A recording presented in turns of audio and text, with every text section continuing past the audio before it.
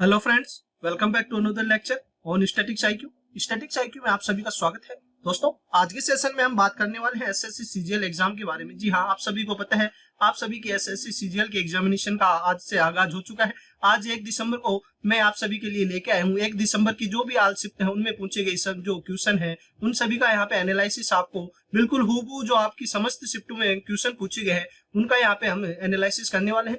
तो दोस्तों, बने रहिएगा वीडियो के अंत तक। और हाँ, एक आपसे छोटा सा निवेदन है, यदि आज ही आप हमारे चैनल से जुड़े हैं तो चैनल को सब्सक्राइब करके बेल आइकन पे प्रेस कर दीजिएगा ताकि आप हमसे जुड़ सके और आने वाली हर एग्जाम की दोस्तों या एसएससी सीजीएल का जो आगे की शिफ्टों का हर दिन का जो यहाँ पे आपको एनालिसिस देखने को मिलेगा। तो दोस्तों, बने रहिएगा वीडियो के अंत तक। दोस्तों, यहाँ पे बात करते हैं, आज से 1 दिसंबर की सभी शिफ्टों की एग्जामिनेशन हो चुकी है और उन सभी का दोस्तों आप सभी के द्वारा भेजे गए क्वेश्चनों के आधार पर ही दोस्तों मैंने आप सभी के लिए यह आज की क्लास डिजाइन की है। इसमें यहाँ पे आपको 1 दिसंबर की समस्त शिफ्टों में पूछे गए क्वेश्चनों का आपको एनालिसिस देखने को मिलने वाला है। तो दोस्तों चलिएगा, सबसे पहले चलते हैं पहले क्वेश्चन पर। भारत में 1857 के विद्रोह के दौरान मुगल सम्राट कौन था? सॉरी दोस्तों, भारत में जो 1857 का विद्रोह हुआ उस समय जो मुगल सम्राट कौन था, ये 1857 की क्रांति से क्वेश्चन पूछा गया है। तो दोस्तों, जो 1857 की क्रांति होती है बहादुर शाह द्वितीय है, बहादुर शाह द्वितीय है या उसका दूसरा नाम है बहादुर शाह जफर। जी हाँ, बहादुर शाह जफर ही 1857 की क्रांति के दौरान दोस्तों मुगल सम्राट थे और जो 19वें और अंतिम मुगल सम्राट थे। जी हाँ, जो 19वें और अंतिम मुगल सम्राट थे। तो यहाँ से आपको यह एक्स्ट्रा फैक्ट भी पता होना चाहिए क्योंकि आगे आने वाली कोई सी भी एग्जाम की दोस्तों शिफ्ट में यह क्वेश्चन पूछा जा सकता है। तो चलिए अब बात करते हैं अगले क्वेश्चन पर। अगला क्वेश्चन पूछा गया है, एशियन गेम्स 2018 का आयोजित कहाँ किया गया था? तो यहाँ से देखें कि 18वें एशियाई खेलों का आयोजन इंडोनेशिया की जकार्ता और पालमबर्ग जो पालेम्बांग शहर है, 2 शहरों में किया गया था। तो दोस्तों, जकार्ता वर्ष 1962 में भी एशियाई खेलों की मेजबानी कर चुका है। जी हाँ, यह 2018 से पहले 1962 में भी जो एशियाई खेलों की मेजबानी कर चुका है। इन खेलों की जो थीम इस बार की जो 2018 की थी वो थी feel the energy of Asia. तो दोस्तों, यहाँ इस शिफ्ट में क्वेश्चन पूछा गया है एशियन गेम्स 2018 से कि कहाँ आयोजन किया गया है। आगे आने वाली शिफ्टों में यह क्वेश्चन पूछा जा सकता है कि जो 2018 में एशियन जो खेलों का आयोजन किया गया था उस समय उसकी जो थीम क्या थी? तो feel the energy of Asia. 2018 में जो एशियन गेम हुए कोलंबर्ग और जकार्ता में, तो उसकी theme feel the energy of Asia थी। चलिए आगे बात करते हैं।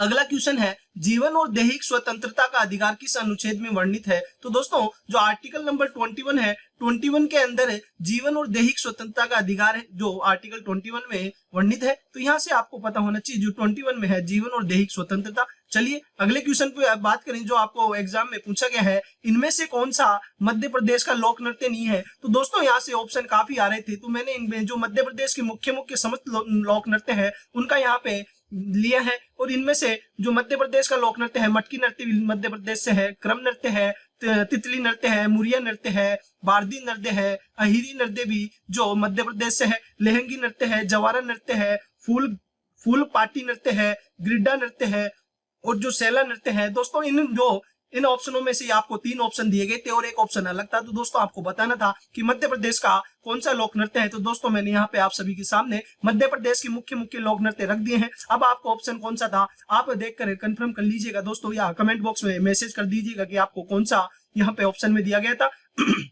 सॉरी दोस्तों, चलिएगा आगे बढ़ते हैं और देखते हैं अगला क्वेश्चन, वायुदूत विमान सेवा कंपनी की स्थापना कब हुई थी? तो यहाँ पे आपसे क्वेश्चन पूछा गया है एग्जाम में, वायुदूत विमान सेवा कंपनी की स्थापना कब हुई थी? तो 20 जनवरी 1981 को 2 राज्यों के स्वामित्व वाली वाहक या 2 राज्यों की स्वामित्व वाली जो इंडियन एयरलाइंस और एयर इंडिया के बीच एक संयुक्त उद्यम के रूप में स्थापन हुआ। जो दोस्तों, जो वायुदूत विमान सेवा है ये है 2 राज्यों के बीच जो स्वामित्व वाली वाहक विमान सेवा है जिसमें इंडियन एयरलाइंस है एक और एक एयर इंडिया के बीच एक संयुक्त उद्यम है। इन दोनों की दोस्तों संयुक्त उद्यम के रूप में स्थापना की गई थी और जो 20 जनवरी 1981 में इसका दोस्तों आगाज होता है, आरंभ होता है। इसका संचालन 1 अप्रैल 1997 में बंद कर दिया गया। जी हाँ, अभी जो ये है वायुदूत विमान सेवा है इसे बंद कर दिया गया है। तो दोस्तों, यहाँ से आपको इसकी स्थापना से क्वेश्चन पूछा जा सकता है। तो आगे आने वाली शिफ्टों में यह क्वेश्चन इसकी जो संचालन बंद कब किया गया इस प्रकार भी पूछा जा सकता है। तो दोस्तों, यहाँ से आपको ये एक्स्ट्रा फैक्ट भी पता होना चाहिए। चलिए बात करते हैं अगले क्वेश्चन पर, कौन सा न्यूक्लियर पावर प्लांट नहीं है? तो दोस्तों, भारत के यहाँ पे जो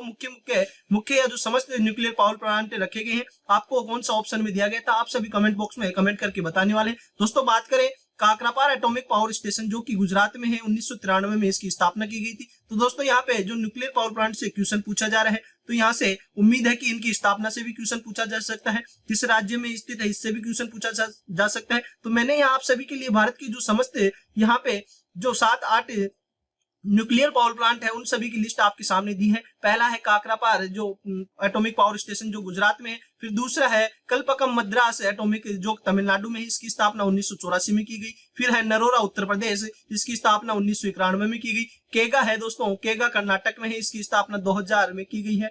फिर है राउतवाटा राजस्थान एटॉमिक पावर स्टेशन 1973 में जो राजस्थान में इसकी स्थापना की गई। फिर आता है तारपुर एटॉमिक पावर स्टेशन जिसकी स्थापना महाराष्ट्र में 1969 में की गई थी। तो दोस्तों फिर बात करें कुंडलू ने न्यूक्लियर पावर प्लांट जो तमिलनाडु में है, इसकी स्थापना 2013 में की गई थी। तो दोस्तों बात की जाए सबसे नवीनतम की, तो सबसे नवीनतम है कुंडलू जिसकी स्थापना 2013 में की गई है, आपको यह पता होना चाहिए। और सबसे पुराना की बात की जाए या प्रथम की बात की जाए तो वह तारापुर आता है जो महाराष्ट्र में स्थित है। तो यह सबसे पुराना है, जी हाँ सबसे पुराना यह है, सबसे पुराना है तारापुर महाराष्ट्र में। और सबसे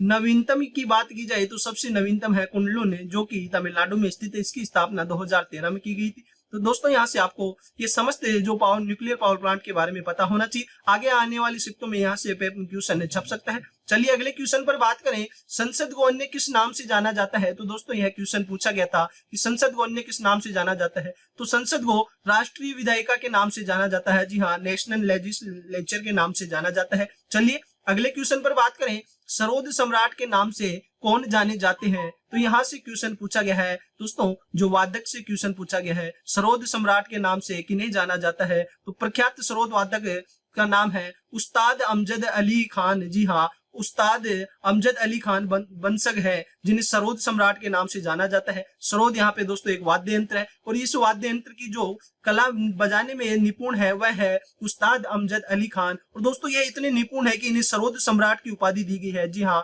सरोद सम्राट के नाम से दोस्तों उस्ताद अमजद अली खान को जाना जाता है। तो चलिए अगले क्वेश्चन पर बात करें, तो अगला क्वेश्चन है बैक स्ट्रोक टर्म किस स्पोर्ट से संबंधित है। तो दोस्तों यहाँ से स्पोर्ट खेलों से भी क्वेश्चन पूछा गया है कई शिफ्टों में, जो दोस्तों पिच की लंबाई वगैरह से भी क्वेश्चन यहाँ से पुटअप हो रहे हैं। और यह क्वेश्चन पूछा गया है बैक स्ट्रोक किस खेल से संबंधित यह शब्द है। तो स्विमिंग में दोस्तों स्विमिंग से यह संबंधित है। और स्विमिंग के अन्य और नाम है फ्रंट क्रेवल है, ब्रेक स्ट्रोक्स है, ब्रेक स्ट्रोक एंड बटरफ्लाई है। तो ये समस्त शब्द हैं जो स्विमिंग से संबंधित है। तो दोस्तों आगे आने वाली शिफ्टों में यह शब्दों से भी क्वेश्चन पूछा जा सकता है, तो आप इनको अच्छी तरीके से एक बार देख लीजिएगा।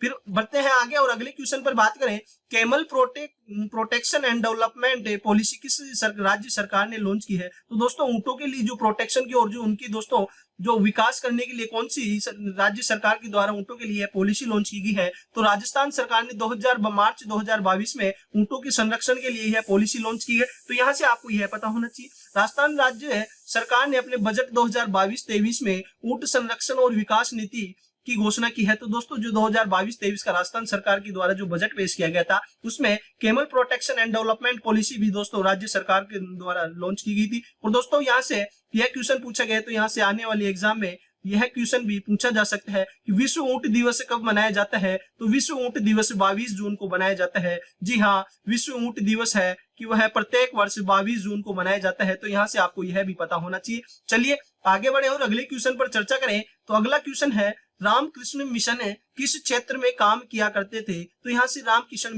मिशन किस क्षेत्र में काम किया करते हैं, तो रामकृष्ण से क्वेश्चन पूछा गया है। तो दोस्तों यहाँ पे बात की जाए वेदांत दर्शन का प्रचार प्रसार किया करते थे। स्वामी विवेकानंद ने रामकृष्ण मिशन के 3 उद्देश्य बताए हैं, जी हाँ जो स्वामी विवेकानंद जी है उन्होंने रामकृष्ण मिशन की स्थापना की थी और इन्होंने इनके 3 उद्देश्य बताए हैं, जिनमें पहला है वेदांत का प्रचार, वेदों का प्रचार करना है, विभिन्न धर्मों के मध्य सौहार्द बढ़ाना है, सभी धर्मों को लेकर एक भाईचारे के रूप में रहना है, गरीबों की सेवा ईश्वर की सेवा है और जो व्यक्ति गरीब की सेवा करेगा उसे ईश्वर की सेवा मानी जाएगी। यह रामकृष्ण मिशन की दोस्तों 3 मुख्य उद्देश्य थे।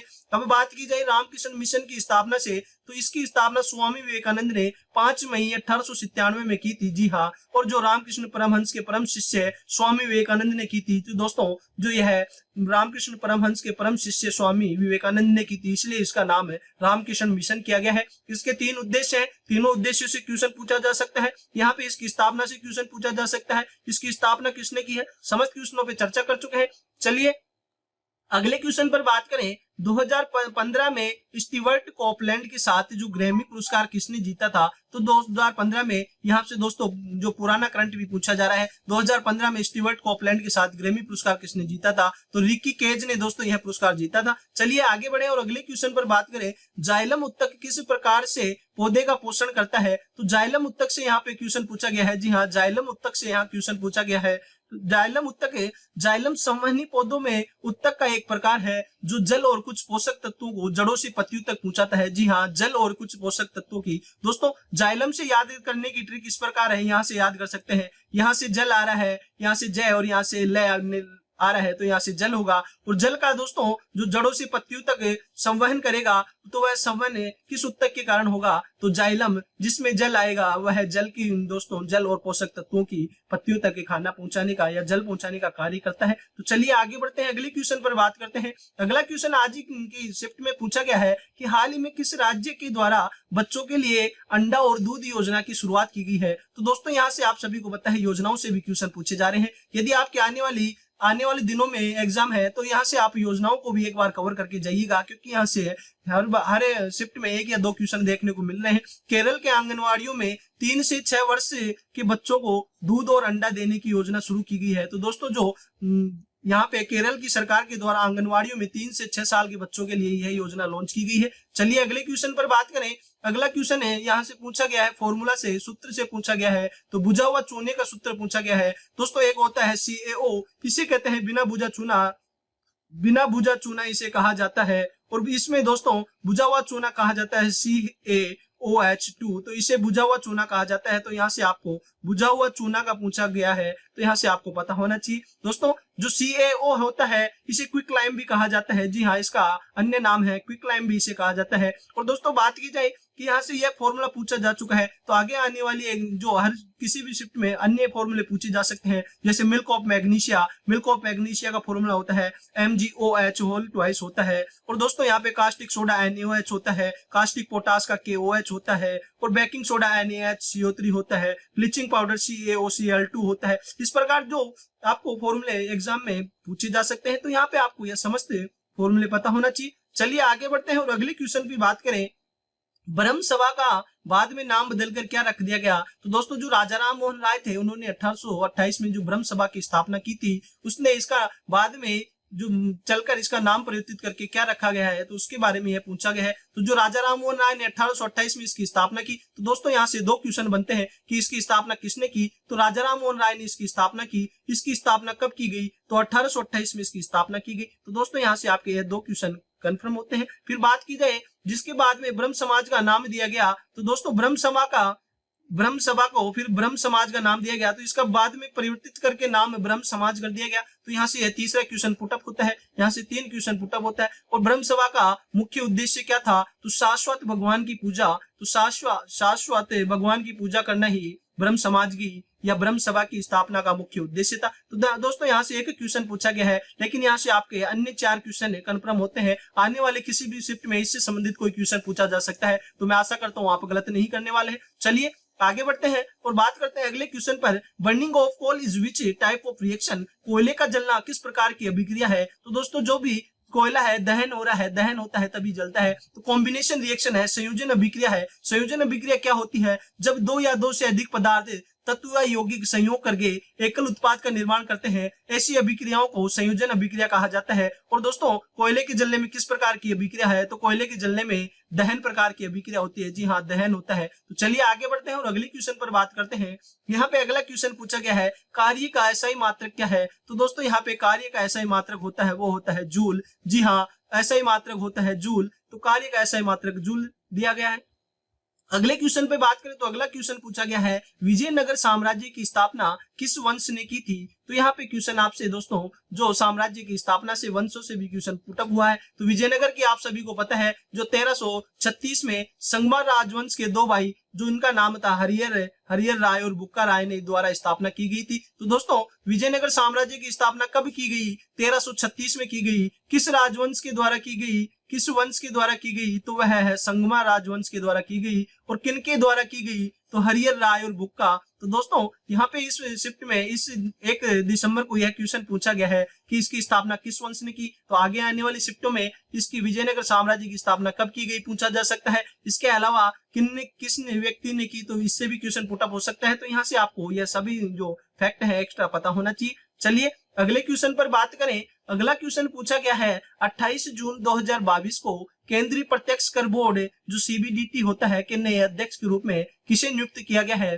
दोस्तों सबसे पहले बात करें कि जो आईआरएस अधिकारी नितिन गुप्ता को नए केंद्रीय प्रत्यक्ष कर बोर्ड के सीबीडीटी के अध्यक्ष के रूप में नियुक्त किया गया है। तो जो सीबीडीटी के जो वर्तमान जो अध्यक्ष हैं वह है नितिन गुप्ता। जी हाँ, नए केंद्रीय प्रत्यक्ष कर बोर्ड के दोस्तों अध्यक्ष हैं नितिन गुप्ता। तो यहाँ से आपको यह पता होना चाहिए। अब बात करें कि केंद्रीय प्रत्यक्ष बोर्ड की स्थापना तो 1963 में, जी हाँ 1963 में इसकी स्थापना होती है। केंद्रीय प्रत्यक्ष कर बोर्ड का मुख्यालय नई दिल्ली में इसका मुख्यालय है, आपको यह पता होना चाहिए। इसके बोर्ड के अध्यक्ष है नितिन गुप्ता, अभी वर्तमान में है। और यह जो केंद्रीय प्रत्यक्ष कर बोर्ड है यह वित्त मंत्रालय के अधीन आता है। तो ये आपको यहाँ पे समस्त एक्स्ट्रा फैक्ट पता होना चाहिए, क्योंकि एग्जाम में यहाँ से भी क्वेश्चन छप सकता है। यहाँ पे सीबीडीटी के वर्तमान अध्यक्ष पूछे जा चुके हैं, तो इसकी स्थापना से भी क्वेश्चन पूछा जा सकता है। स्थापना होती है 1963 में। और दोस्तों मुख्यालय की यदि मुख्यालय से क्वेश्चन पूछा जाता है तो मुख्यालय इसका नई दिल्ली में है। जी हाँ, दिल्ली में है। और वर्तमान अध्यक्ष की बात की जाए तो नितिन गुप्ता इसके वर्तमान अध्यक्ष हैं। नितिन गुप्ता इसके वर्तमान अध्यक्ष हैं। दोस्तों यहाँ से आपको यह समस्त जो बातें हैं पता होनी चाहिए, क्योंकि यहाँ पे एग्जामिनर कहीं से भी क्वेश्चन छाप सकता है। अगले क्वेश्चन की बात की जाए, अंतरराष्ट्रीय योग दिवस 2022 की थीम क्या थी। तो अंतरराष्ट्रीय योग दिवस 2022 की थीम से क्वेश्चन पूछा गया है। और आप सभी को पता है प्रत्येक वर्ष 21 जून को राष्ट्रीय योग दिवस मनाया जाता है। जी हाँ, जो अंतरराष्ट्रीय योग दिवस हर साल 21 जून को मनाया जाता है, आपको यह पता होना चाहिए। और इस वर्ष 2022 की जो थीम थी वह थी योगा फॉर ह्यूमैनिटी।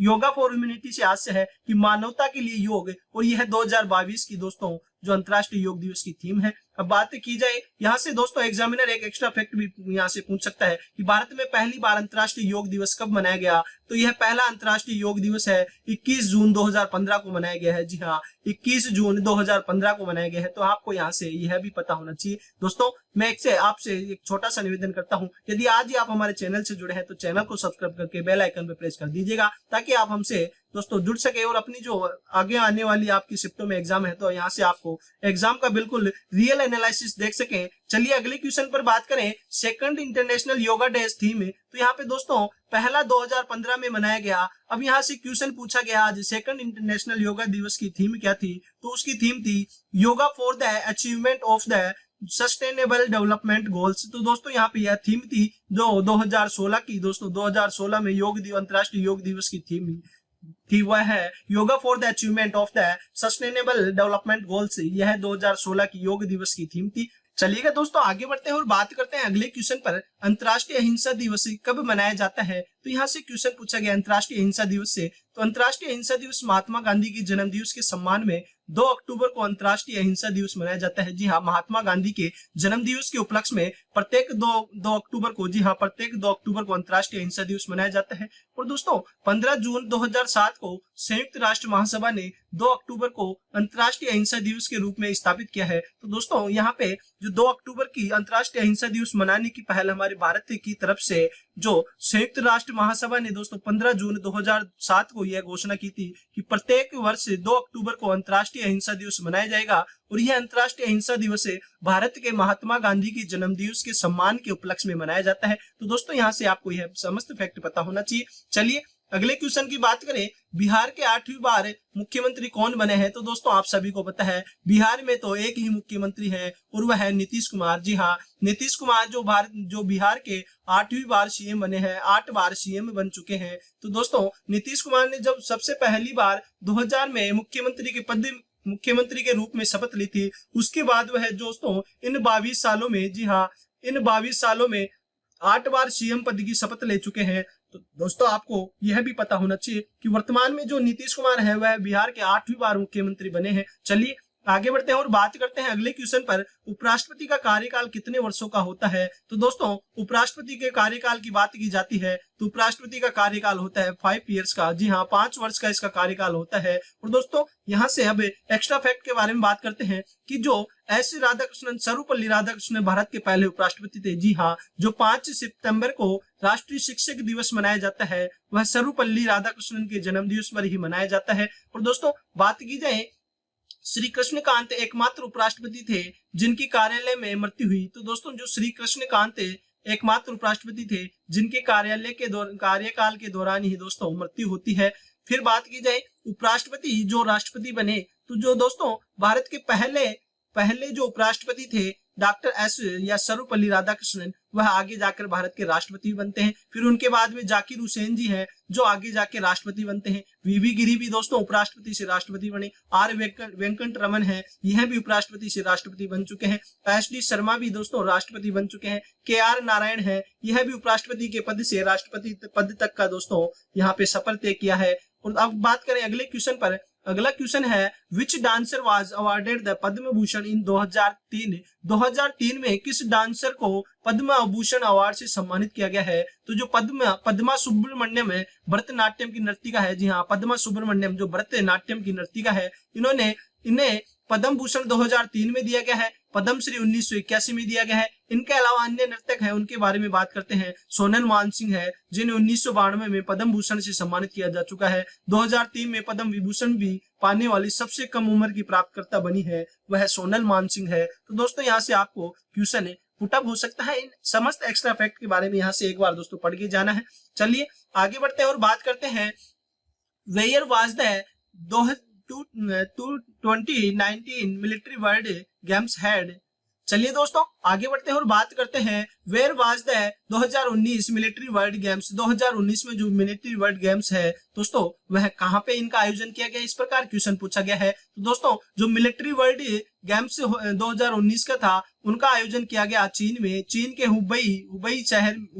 हुबेई में दोस्तों, वुहान जहां से कोरोना वायरस की शुरुआत होती है, उस शहर में ही दोस्तों 2019 का जो मिलिट्री वर्ल्ड गेम्स शहर का आयोजन किया गया। तो यहाँ से आपको पता होना चाहिए कि हुबेई में दोस्तों वुहान से आयोजन किया गया।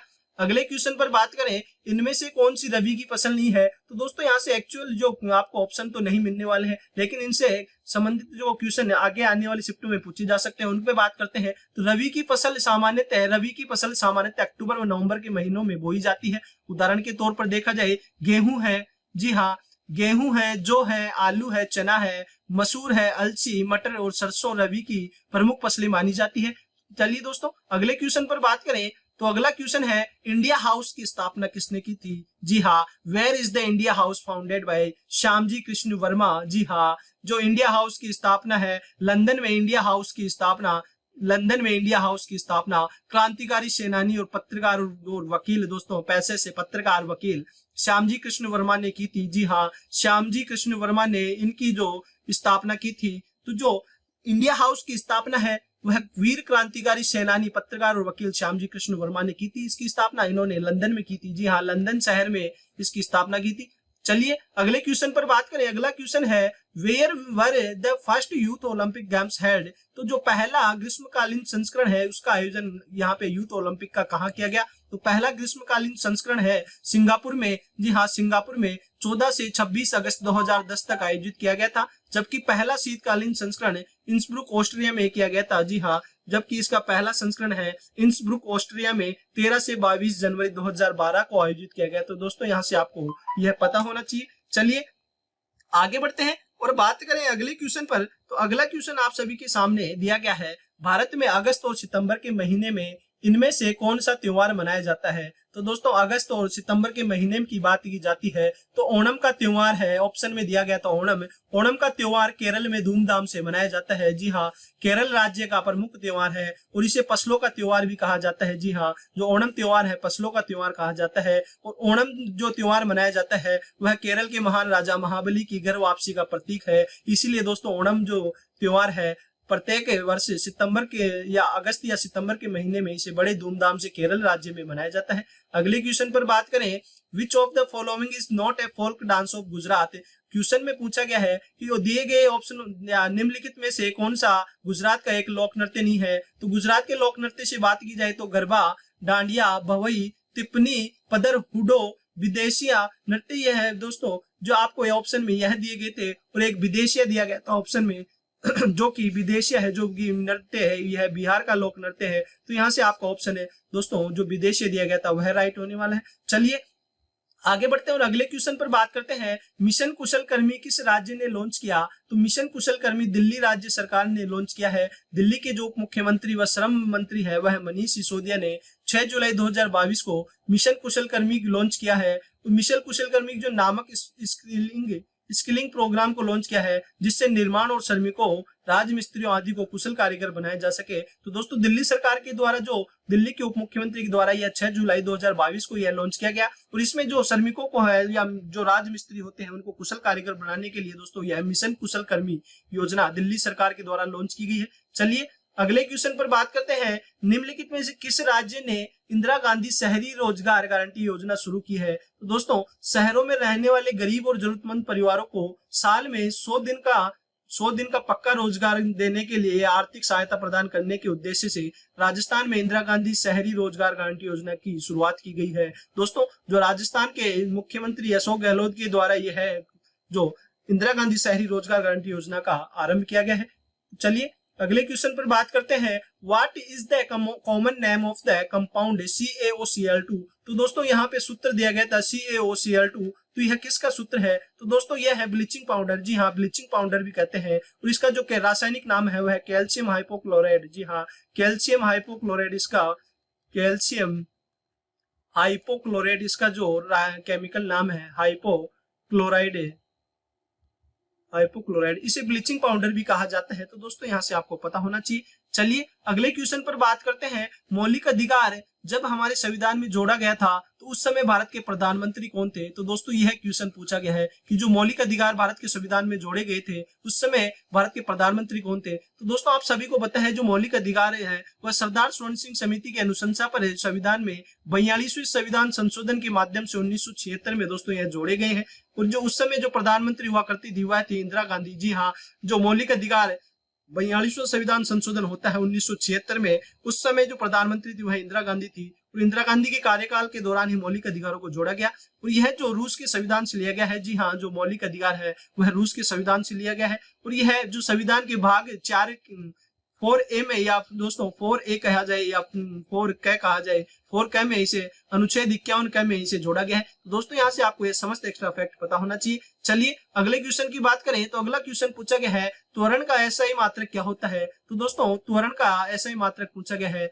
तो वह होता है मीटर प्रति सेकंड स्क्वायर। जी हाँ मीटर प्रति सेकंड स्क्वायर इसका त्वरण का मात्रक होता है, एसआई मात्रक। और बात की जाए यह एक सदिश राशि होती है, तो दोस्तों यह एक सदिश राशि भी होती है, और त्वरण है जो वस्तु के वेग में परिवर्तन की दर को त्वरण कहा जाता है, आपको यह भी पता होना चाहिए। चलिए अगले क्वेश्चन पर बात करें, अब्दुल करीम खान किस घराने से संबंधित है। तो अब्दुल करीम खान और अब्दुल वाहिद खान किराना घराने से संबंधित है। जी हाँ अब दोस्तों बात की जाए अन्य जो घरानों से यहाँ से क्वेश्चन पुट अप हो सकता है उन पे बात करें तो हिंदुस्तानी संगीत का सबसे पुराना घराना कौन सा है। तो हिंदुस्तानी संगीत का सबसे पुराना घराना ग्वालियर घराना है, और दुप्रद गायिका के लिए प्रसिद्ध घराना कौन सा है वह भी ग्वालियर घराना है। फिर बात की जाए बड़े गुलाम अली किस घराना से संबंधित है तो वह भी दोस्तों ग्वालियर घराना से संबंधित है। और बात की जाए अगले फैक्ट पे कि सुप्रसिद्ध ठुमरी गायिका गिरजा देवी का संबंध किस घराने से है तो वह बनारस घराने से है, तो आपको यह पता होना चाहिए। चलिए बात करते हैं अगले क्वेश्चन पर, ज्योतिबा फूले ने गुलामगिरी पुस्तक किस भाषा में लिखी थी। तो दोस्तों ज्योतिबा फूले ने 1873 में गुलामगिरी नामक पुस्तक एक मराठी भाषा में लिखी थी।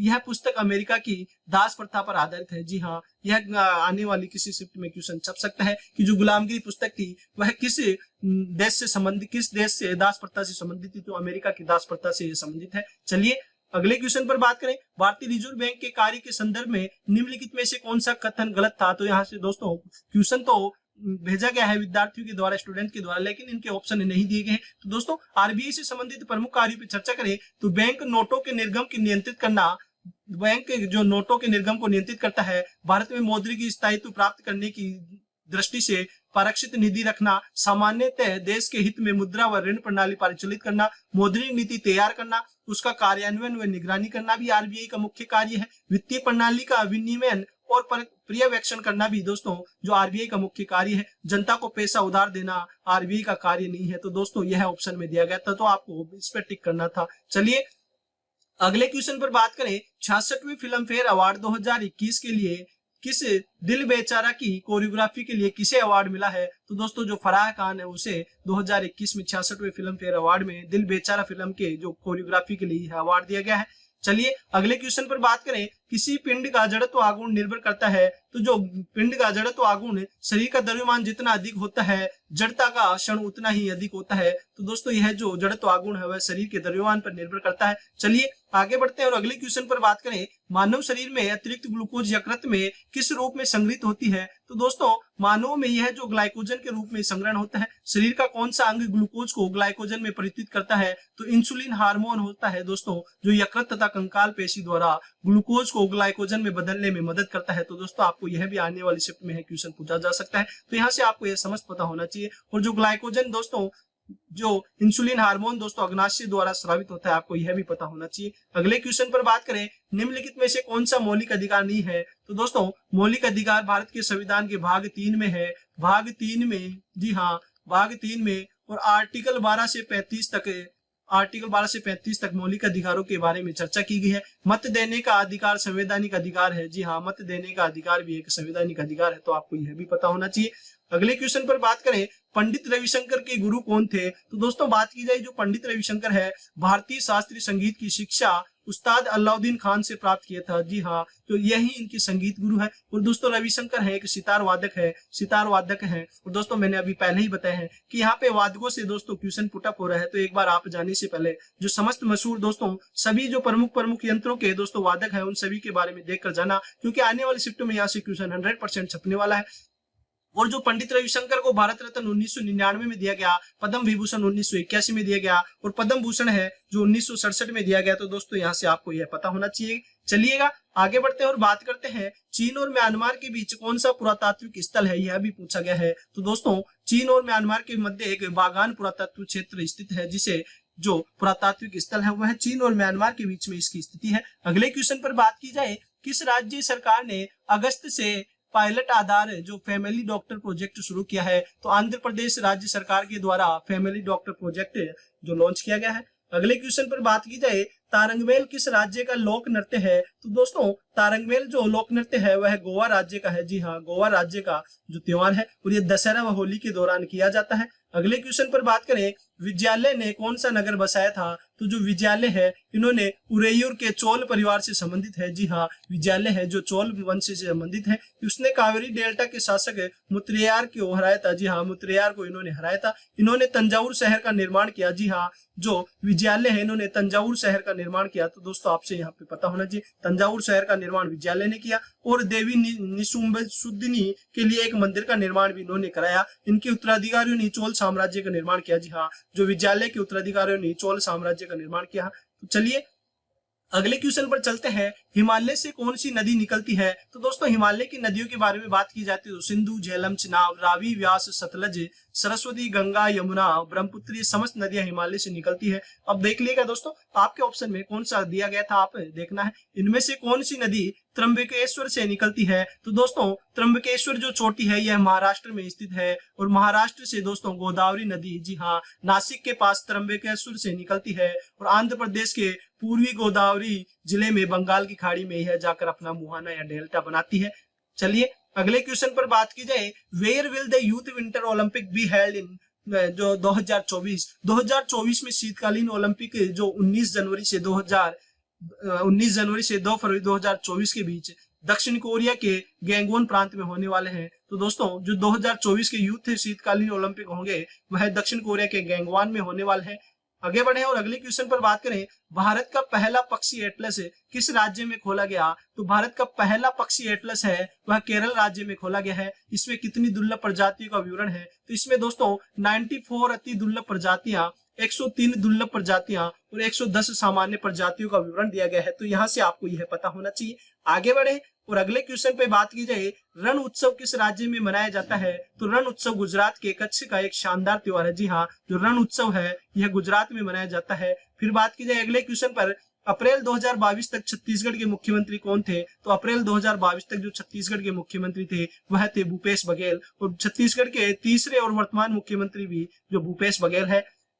बात की जाए अगले क्वेश्चन पर, अगला क्वेश्चन है, पृथ्वी के कुल जल का कितना भाग महासागर में पाया जाता है? तो पृथ्वी के कुल जल का जो पृथ्वी का लगभग 97% जल है दोस्तों महासागरों में पाया जाता है। दोस्तों आप सभी को पता है विश्व में 5 महासागर है और 7 महाद्वीप है। इन 5 महासागरों में दोस्तों जो विश्व में कुल जल का 97% जल महासागरों में पाया जाता है, और यहाँ पे 3% जल दोस्तों जैसे नदी हुई, नदी झरनों नालों में दोस्तों इस प्रकार से पाया जाता है, और बाकी जो 97% जल है वह महासागरों में पाया जाता है। फिर क्वेश्चन आता है अगला, समाजवादी क्रांतिकारी पार्टी की स्थापना कब होती है? तो जनवरी 1902 में इसकी स्थापना होती है।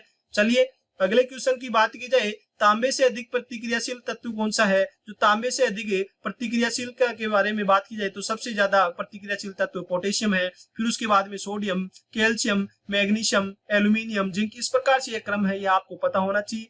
अगले क्वेश्चन की बात की जाए, कुटुंब राज्य गरीबी उन्मूलन मिशन किसके द्वारा या कार्यान्वित एक कार्यक्रम प्रोग्राम है? तो जो कुटुंब श्री जो कार्यक्रम है यह केरल सरकार के द्वारा राज्य गरीबी उन्मूलन मिशन के द्वारा दोस्तों कार्यान्वित किया गया है, और यह वहां गरीबी का उन्मूलन करने के लिए और महिलाओं के सशक्तिकरण के लिए यह कार्यक्रम लॉन्च किया गया है। चलिएगा दोस्तों आगे बढ़ते हैं और अगले क्वेश्चन पर बात करते हैं, परमहंस मंडली की स्थापना 1849 में कहाँ की गई? जो परमहंस मंडली की स्थापना महाराष्ट्र में दादोबा पांडुरंग और रामचंद्र जयकर के द्वारा की गई थी।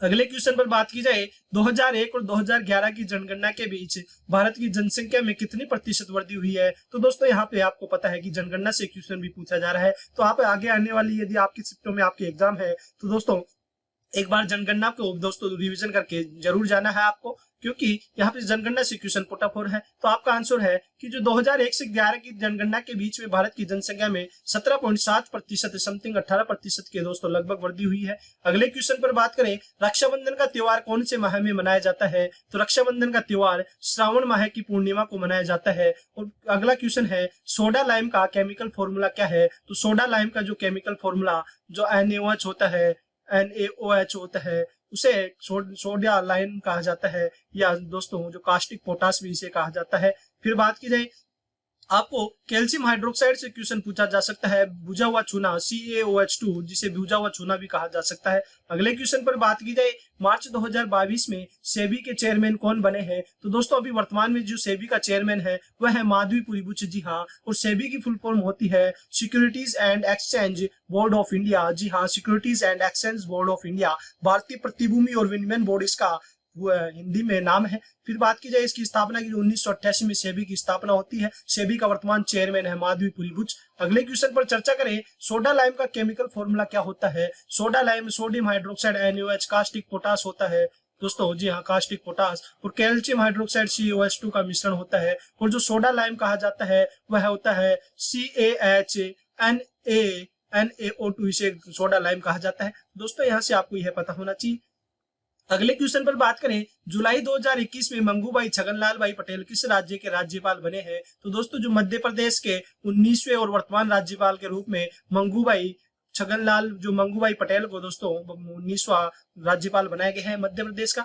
2022 में एशियाई खेलों का आयोजन कहां पर होगा? तो हांगकांग चीन में 2022 के एशियाई खेलों का आयोजन होगा। यह भी आज की एग्जाम में क्वेश्चन पूछा गया है। दोस्तों आज हमने चर्चा की कि जो 1 दिसंबर को समस्त शिफ्टों में जो क्वेश्चन पूछा गया है, आप सभी के द्वारा जो क्वेश्चन मुझे भेजे गए हैं वही सभी आपके लिए रखा गया है। उनसे संबंधित इर्द गिर्द और क्या क्वेश्चन आपके आने वाले एग्जाम में पूछे जा सकते हैं, उन क्वेश्चनों पे चर्चा की। तो दोस्तों यदि आज को आपको हमारा सेशन अच्छा लगा है तो वीडियो को ज्यादा से ज्यादा लाइक कीजिए, ज्यादा से ज्यादा फ्रेंड्स के पास शेयर कीजिए, ताकि वह भी जो एनालिसिस है SSCGL एग्जाम का 1 दिसंबर का वह देख सके। तो थैंक्स फॉर वॉचिंग। यदि आज ही आप हमारे चैनल से जुड़े हैं तो चैनल को सब्सक्राइब करके बेल आइकन पे प्रेस कर लीजिएगा, ताकि आने वाली हर एग्जाम की दोस्तों इस प्रकार का एनालिसिस आपको मिलने वाला है। तो दोस्तों मिलते हैं जो 2 दिसंबर के अगले जो एनालिसिस के साथ मिलते हैं अगले सेशन में। जय हिंद, जय भारत।